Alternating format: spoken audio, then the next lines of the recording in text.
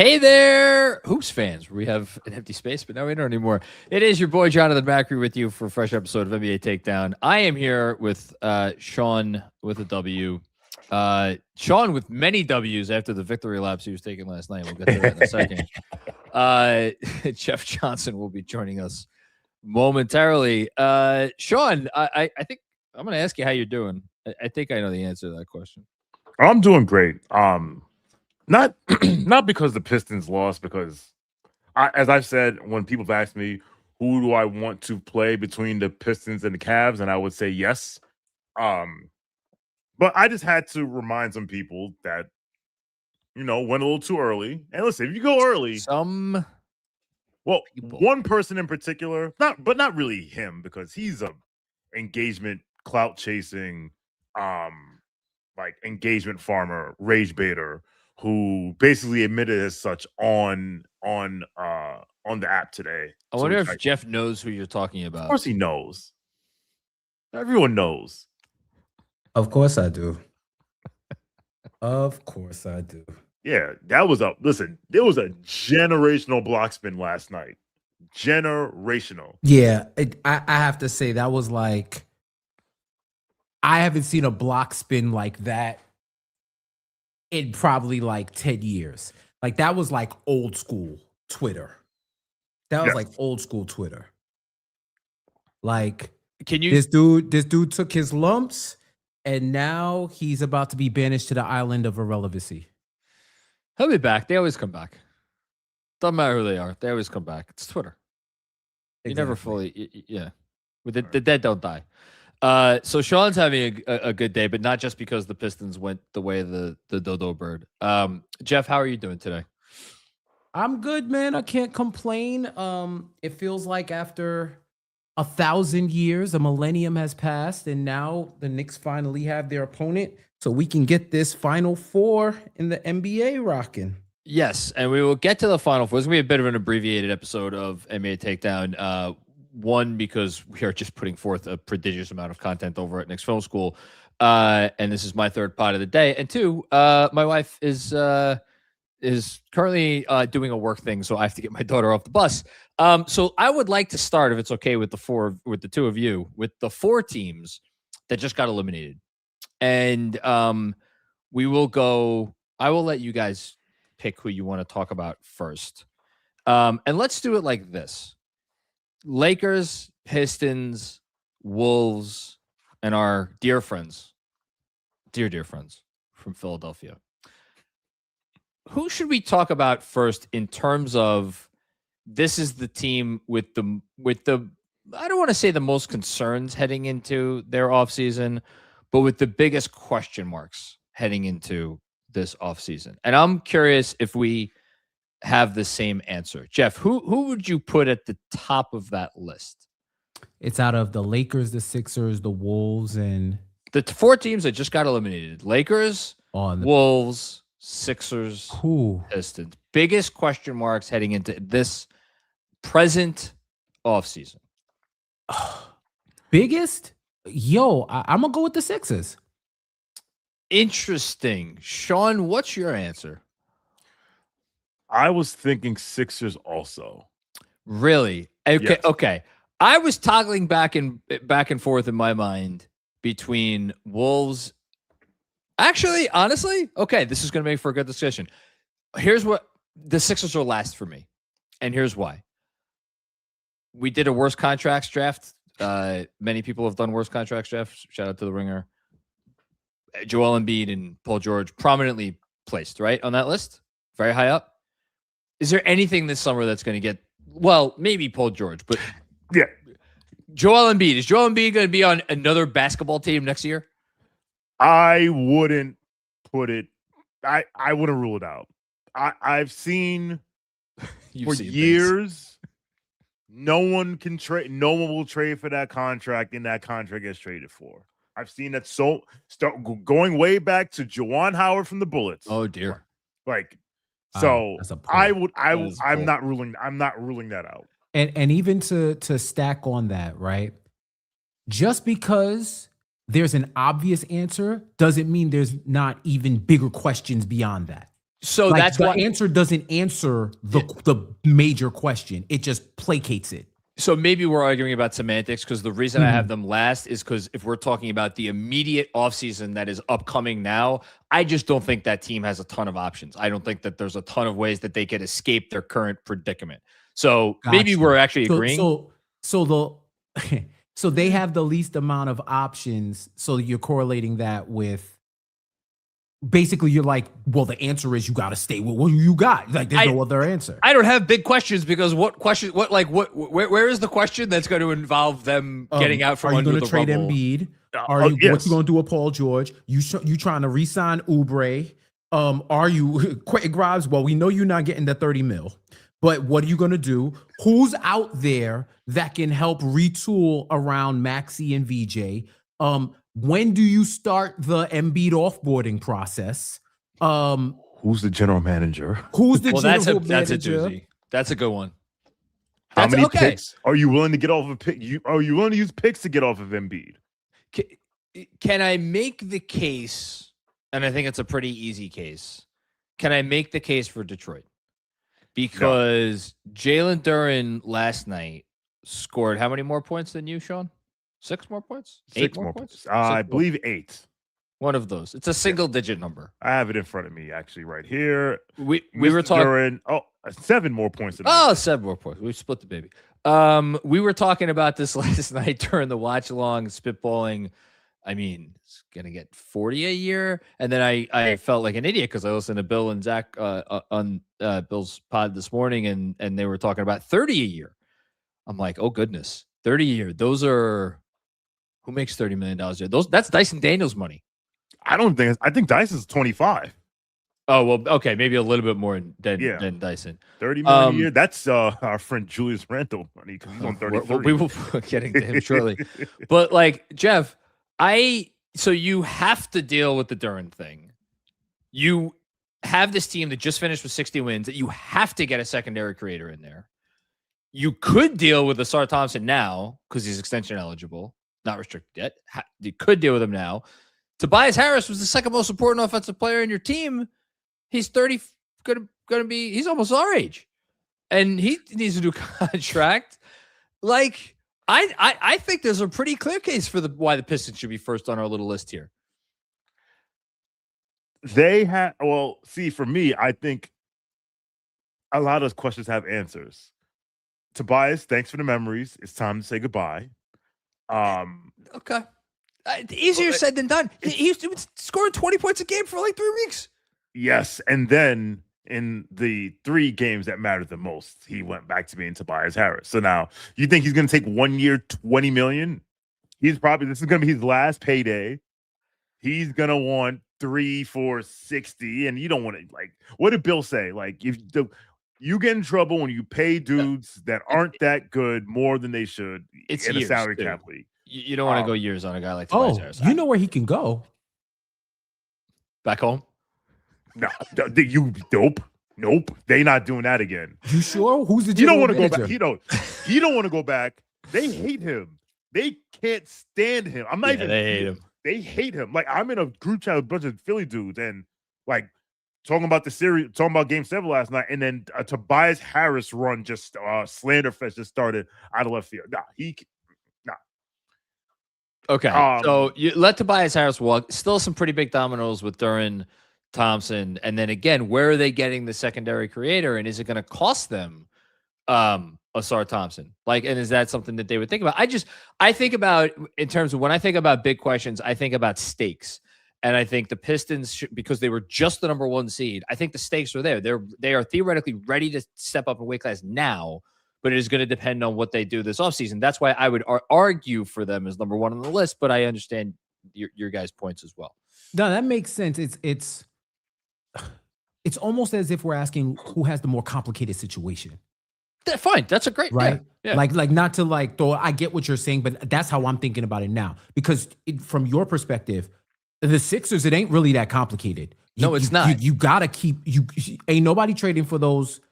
The consensus is there's a higher likelihood that you got to stay with Embiid and Paul George and just try to figure it out for another year, as opposed to having any type of optionality. as opposed to Detroit. It's, can you count on Duren? Funny enough, do you have a Julius Randle-esque problem with Jalen Duren? Well, not yet. You don't. You may have one very shortly. Right. But what I'm saying is, okay, this is one playoff series where he didn't show up. The first round last year, he was all right. Is he 82 game or 16 game? Those questions are going to start. Yeah. Can you win with the SAR on this current team? Yeah. Do you have to sacrifice him for more scoring, and you fundamentally change what your team is? Are you going to get Cade some help, right? Like, and is Bickerstaff on the clock? I mean, he got an extension, but we know around these parts that don't matter. So is he on the clock? So now, and I look at Denver and Minnesota and the talk about windows shutting, and sometimes that window shuts behind you and you're locked out and you didn't think the window was going to close. Yeah. As quickly as they ascended, you look at the landscape next year, right? They might be on the descent and they don't even know it. So I see your perspective, and I can say, based on us talking it out, Detroit definitely has more complications on their side than what the Sixers do. I just feel like the Sixers have one major question, and the answer is, well, what can you do? And I think the what can you do is less rhetorical and more existential for that team. It's funny you just talked about windows, because the Timberwolves have been here for a hot minute now. I mean, they just ran into the Spurs and they weren't fully healthy. Obviously, shout out to Dante. I don't know if that series goes differently if he doesn't go down, but like, we've had a lot of instances in NBA history and indeed in sports history where the young phenom is awesome at first and rises and gets a lot of success, and you just take it for, I mean, Dan Marino's probably the most from our age bracket, probably the most famous example. Like, and you figure he's always going to be there. He's just always going to be competing for championships. And then all of a sudden it's like, oh, wow, this guy's now 32 and he hasn't been to a conference finals in like half a decade. The Wolves, and this goes directly to the Randall piece of it, Shawn, are the Wolves staring at their own, I don't want to say mortality, but like, can they just run it back? They may not have a choice. Well, there's always a choice. Because Paul George is, I would say Daryl Morey's calling from Philadelphia, but he's not, because he doesn't have a job. Someone eventually may pick up that red courtesy phone in the Philadelphia front office. All right. So let's say you decide, because Gobert's not going anywhere. Well, he signed an extension and he'll be around a little longer. And I just checked, and Ant has 3 more years on his contract, no player option. I just wanted to double check. So it's, in case you're having notions, that's no. It's what can you get for Julius Randle? But then again, as I've said earlier, the future NBA, the NBA since the decision went from 3 superstars and 12 5 role players, to went from a big 3 to a big 2. Now it looks like we're at like a big 1.5, or like going forward. Because look at our boys in Boston. Like, they're not gonna be able to commit to them $600 million in contracts over God knows how long, even though one of them clearly seems like he wants out. But I think if you go about it saying to myself, all right, I need to replace Julius Randle, you don't want to do what Daryl Morey did, which was what? I want to get rid of Ben Simmons, but I need a star if you have not listened to the exit interview with Andrew and Trill Bro Dude, where he was like, Daryl Morey needed to trade for the sure thing, because Daryl Morey could have had Tyrese Halliburton. He's like, no, I need a star that's already established. I'm waiting. And he traded for James Harden. So if Tim Connolly is approaching his offseason like, I need a star for Julius Randle, or I need someone who's absolutely better than Julius Randle, he's going to be looking for a long time. He won't, because he's not out there. B, all those players make a lot more money than Julius Randle makes right now, because $30 million suddenly is not all that much in the NBA. I just think he's going to be looking for a trade that's going to make more sense for their team, maybe give them a little bit of depth. I don't know, man. I think there's a case that the Wolves are really like, not that they need to do something, but they made the Dillingham pick and then they shipped him out because that didn't work out the way they wanted to. He was supposed to be like the next guy coming, and now bye-bye. And then the team we haven't even talked about is the team that I think they could have they will have the most cap space in the league this summer. The Los Angeles Lakers. And we were talking about the Pistons, and I said it on the live stream last night. Well, they might throw off a sheet at Duren. So that's why I think this is why I like this question, because I think there's no wrong answer. I think the Lakers, if you could argue that if Giannis is the first domino of the summer, maybe the Lakers are like the domino 1B or something. Because if the Lakers identify someone that they want, whether that's Jalen Duren or my God, the kid in Denver whose name of course is escaping me, who's entering free agency. Peyton Watson. And then of course they have their own restricted free agent in Austin Reeves. Or not restricted free agent, but like unrestricted, yeah. But like they could pay him. So and they have Luka Doncic on their team. And it's LA. Like, why is it not the Lakers? Jeff, what am I missing here? No, you hit the nail on the head, because somewhere somebody is going to find it in the depths of their heart to help the Los Angeles Lakers by, I don't know, trading a generational superstar for an aging all-star and some cash considerations. This happens too much. And it's in the annals of the NBA. It's death, it's taxes, and it's assisting the second most successful franchise in the history of our game. So they may be down for a minute. I remember the 90s. People forget. I remember. They may be down for a little bit, but I think the fact that they secured Luka means that they have a floor already. And eventually someone's going to shake free and they're going to find their way in purple and gold. So even with the LeBron drama, I wouldn't worry about them. But let's say the Lakers throw a max offer sheet at Duren, and Detroit's like, all right, cool, whatever. Yeah. Luka, Jalen Duren, Austin Reeves, the championship? You just said we're in a big 1.5 in Friends era. Yeah, but I don't know if Jalen Duren's the 0.5 that I want. I mean, he showed 0.5. That's mean. That was 0.5 in. That was point. He gets some easier lobs. You probably just got to tell him, like, yo, just play. Don't be hating. Play defense, right? Let Luka and Austin Reeves. Then if you shake him with Duren, that could be a piece to be flipped later. Or you'll have veterans who might shake free and say, yo, let me go play with Luka. Like I just think that right now it's OKC and San Antonio's world at this very moment. You just need enough horses around Luka that can complement his gameplay. That's really what it is. If you find the right guys, look at what he did with the Mavs and taking them to the NBA Finals. Like, you can replicate it. I would argue that's exactly the format. They almost did it with Luka and Jalen Brunson, and then they did do it with Luka and Kyrie Irving. What do you need to beat what are probably going to be the top two defenses in the league over the next 5 years? You need shot makers. You need guys who could, like, yes, your offensive system is going to matter and like all that shit, coaching. You need guys who can make shots, and the Lakers have arguably the best shot maker in the league, and then a guy in Reeves who, I don't know, somewhere on the list, he's pretty high up. And all of a sudden, if you're Jalen Duren and you're going from Detroit, where you're dealing with spacing from 2005, and now you're going to LA, and you get Reeves and Luka, and just like, let's say they bring Hachimura back, who did miss in the playoffs, and like just a couple of other shooters. All of a sudden, it's like, holy crap! This is now the space that I get to work with. You get JJ Redick as a coach, who, no offense against JB Bickerstaff, maybe a little bit of an upgrade.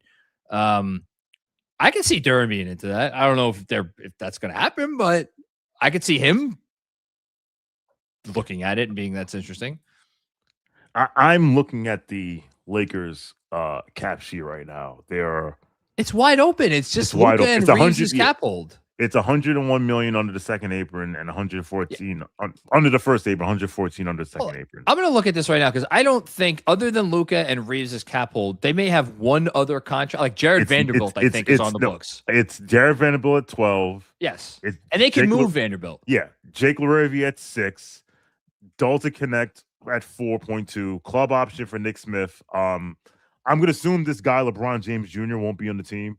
And and then, some guy I've never heard of. So yes, it's wide open. But I think they could dump Vanderbilt for some seconds. Yeah. Oh no, actually no, never mind. He's a player. Oh my God, who gave him this contract? Did the Lakers give him this contract? I think so, because 4 years and $48 million. Okay, never mind. Forgot I said that. They're gonna need to attach a first to dump Vanderbilt. They probably won't dump him. I'm just saying. So to bring everything full circle about the question, I think there's the questions and then there are the answers. Like, there are teams that may have a lot of questions, but they have answers for those questions. I think the Lakers' answer is clear. Like, we have Luka. Let's get him a role guy. Let's get him someone like a Jalen Duren or a role guy. I don't, it's Jalen Duren, whatever. Goodbye LeBron, and but like the other teams, and I got my doorbell just rang, so I'll be right back. But the other teams, I think, I don't know, the Sixers, what are they gonna do? I'll be back. They're not gonna do anything. That's the answer. That is unfortunately the answer. Let me ask you this, and then we'll move on to a quick preview of tonight and tomorrow, and the conference finals in general. Of Jalen Duren, Jaylen Brown, LeBron James, and Giannis, who are you most curious about where they end up next season? You said Duren, Braun, Giannis, and who's the fourth? Brown. Funny enough, if I think the answer is Brown or Giannis, you're voting for 2 out of the 4. Are you looking at, so you're buying that smoke of that possible swap? I mean, you can do it money for money, right? Yeah. Like, you low-key can do it. You might be able to do it straight up. There would have to be a little bit of probably some more filler on it's workable Boston's side, right? But it wouldn't take too much. Of course, Milwaukee would want some picks and whatnot. And then the question of, well, are those picks from the Celtics valuable? And then what do picks mean in this new anti-tanking formula? So there's a lot of ancillary considerations to be had, but I feel like I'm over the whole Giannis thing, so I'm not interested. Bron, I feel like his options are way more limited than people give him credit for. And honestly, the way that, however the final 4 shake out, could inform that a little bit more. But I think the options are pretty much finite for Bron. You go to Duren, I mean, they might be even more finite for Duren. Because short of maybe the Clippers, maybe the Lakers, I don't know who would want to sign him to a max offer sheet at this point. There might be a dark horse team. There might be somebody who pops up, but I'm Galaxy Braden now, but maybe. Did you mention the team? Did you for Bron? No, for Duren. Oh, for Duren. Atlanta? No, I mean, I'm just throwing out random names. Have the cap room. Oh, of course. Nets. Why don't the Of course. Well, I don't think they will. I just wanted to say they right. They have the money. cap room. So then Jaylen Brown would be my answer, because I feel like he may be tied into some of these other moves that we're thinking about. I'm not off the Giannis thing, because I still think where he goes. My answer to that question is basically like, who changing teams is going to have the most impact on the championship race next year? Ooh. And I think Giannis is pretty comfortably like the answer to that question. Although, if you wanted to tell me the answer should be Jaylen Brown, because unlike Giannis, the team that Giannis would be leaving, they're not in the championship chase next year. So, but for Brown, if they move Brown, not only is it going to affect a team that should be in the hunt next year in Boston, but it theoretically will affect another team that could get in the hunt. Shawn has his hand up. I love this. So polite. Is Boston in the championship hunt next year? Stop it. John. Ding dong. We just saw these The dudes witch is dead. lose a playoff series to a man with one leg. And who's not a pirate, by the way. Who's not a pirate. John, I'm listening. I hear every word you're saying. Okay. What did Bontemps say the other day? The talent drain on this team over the last 2 years has been real, right? Yeah, yes. And the media tried to feed everyone the Kool-Aid that was basically, if you have Tatum and Brown and Joe Mazzulla and a bunch of magic beans, you're title contenders. Right? So now, next season, if they trade Jaylen Brown, now granted, obviously depends on what they get back or whatever. Yeah. But they're not going to trade Jaylen Brown for nonsense. They're going to trade him for something good. But who is the team that's going to trade a player that thinks it's part of their championship puzzle for Jaylen Brown? Well, I don't know. Ben Kim Gervey's breaking some news here. Well, no, shout out to David Thorpe, who does a great job covering leagues. He's heard Brown and Tatum have played their last game together. Wouldn't surprise me. I'm just saying that, I don't know who the player you're getting back is better than Jaylen Brown. I don't know if you're getting two players back who, if you recreate them in the aggregate is good. I don't know I don't know if getting rid of Jaylen Brown gives what you get back to put next to Jason Tatum and Baylor Shireman and Nehemiah Queta and Derek White just missed another 3 and Peyton Pritchard and your boy Vucci Man, who probably won't be on the team next year anyway. I don't cooked, we man. literally had Jeff is done. Come on, we man. had Jeff. Has that been the biggest miss that the media's had, the national media all year? That y'all crowned them. Y'all crowned them as contenders based on the fact that Jason Tatum's knee, Achilles, wouldn't return to become Mugu Guy Pan, and that's what y'all did. And look at you now. Let your eyes do the analysis, not your heart, and not close. Stop rooting for laundry. Jeff, there were 3 teams that we were told repeatedly were very much in the thick of the championship chase all year, and none of them made it out of the first round. Boston, Denver, Houston. Let's talk about it. And you know how I feel about the plot armor in the Rocky Mountains. Well, you know how I feel about that. Now I see the luck of the Irish has rewritten history in New England. What are we talking about here? If they flip Jaylen Brown for Giannis, I think you got to respect them as a lower tier contender with a ceiling to be an actual contender. Past that, if they trade him for something that ain't Giannis, you gonna sit here and tell me they're championship contenders next year? Not. I would have to listen. There would have to be a lot of work done. Right. Yes. So you know what? You guys are absolutely right. What can I say? The Celtics are my new Heat. But you know what? Look at the record. They're not.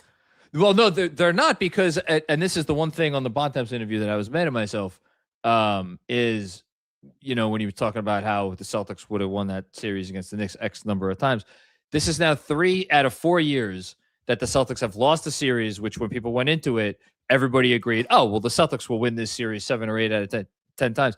If you continue losing series that everybody says you're going to win 7 or 8 or 9 out of 10 times, then eventually you just become the team that loses a series that you're supposed to win, and that is part of your DNA. And until they escape that, then they're not doing anything. All right, before we got to get out of here, talk quickly about the conference finals. Tonight, OKC San Antonio. Let's do a little softball. Who's this game more important for? The Thunder or the Spurs? Or neither? I don't think it matters. So obviously listen, as a road team, you do want to win a game. Like if you You want to get a split. If you get game one, you're fine.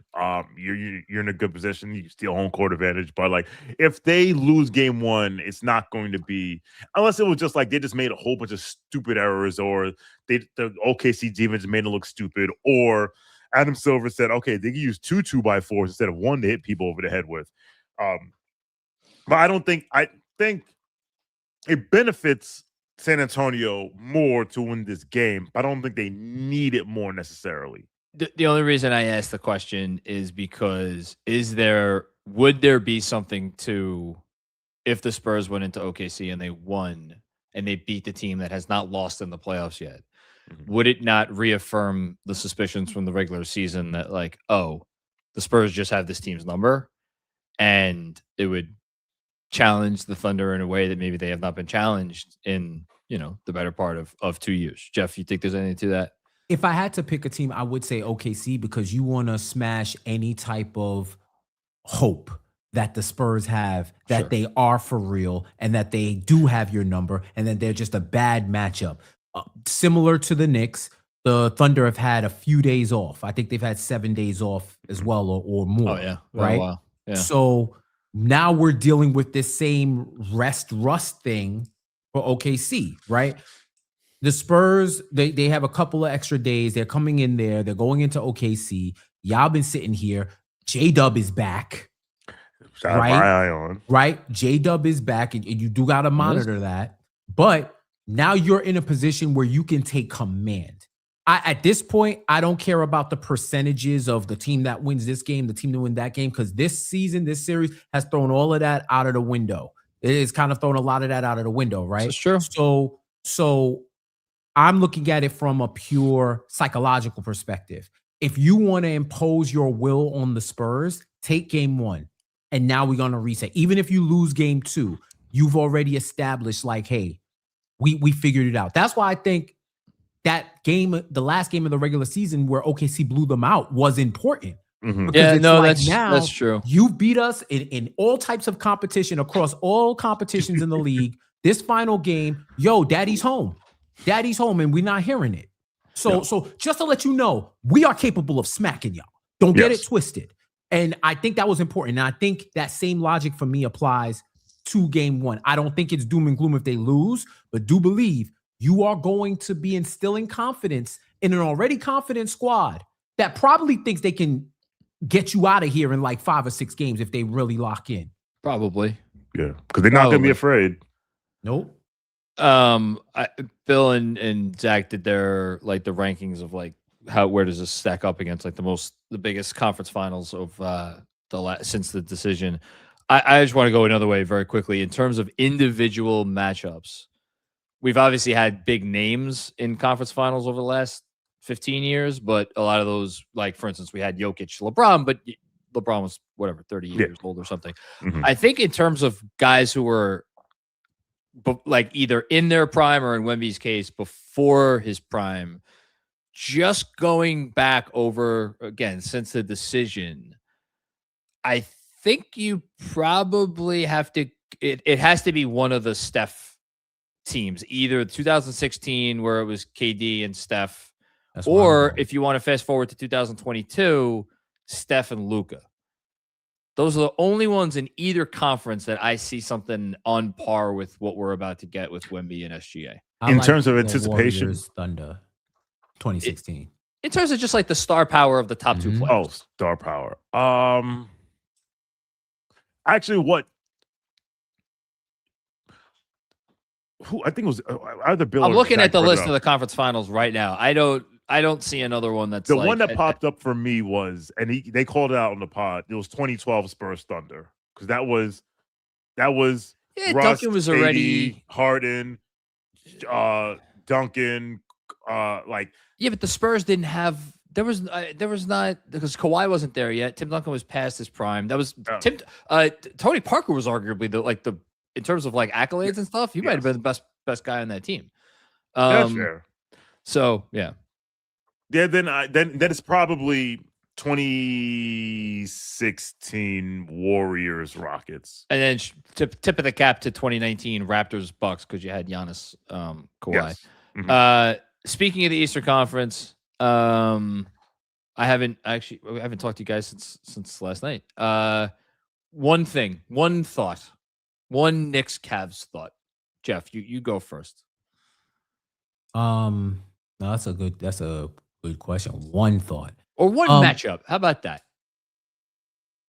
That you're interested in, because I just did a whole thing on matchups with Fred. And I'm curious if you have something that stands out that like you're most curious to see who guards who and something along those lines. Josh Hart versus Ghosts.